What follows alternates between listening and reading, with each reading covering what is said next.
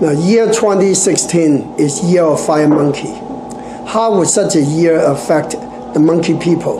Here would be the data that I'm going to share with everyone.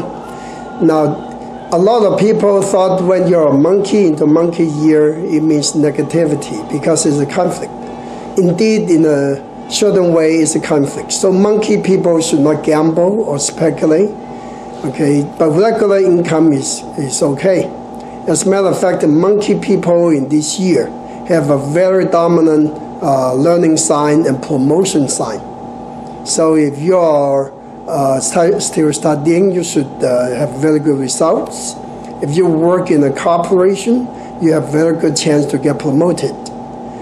People relations in general are good, but not favorable to get married if you're still single.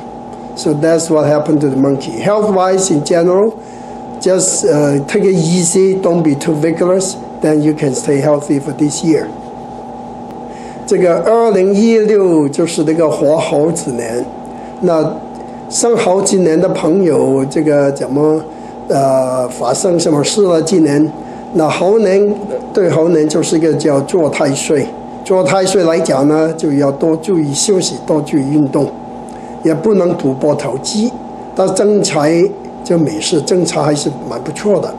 还有那个属猴子的朋友啊，今年那个文昌星跟那个权力的星也不错，所以要是念书的猴子朋友，今年成绩不错；要是打工的猴子朋友啊，今年有晋升的机会非常之高的，恭喜。Now the rooster people. Now, make sure we call them roosters and not the chicken. Otherwise, they'll be offended. Okay, the chicken people has a very dominant romance sign for this year. Probably the most romantic sign of all 12 signs. So if you're born in that year, your people relations obviously would be very good.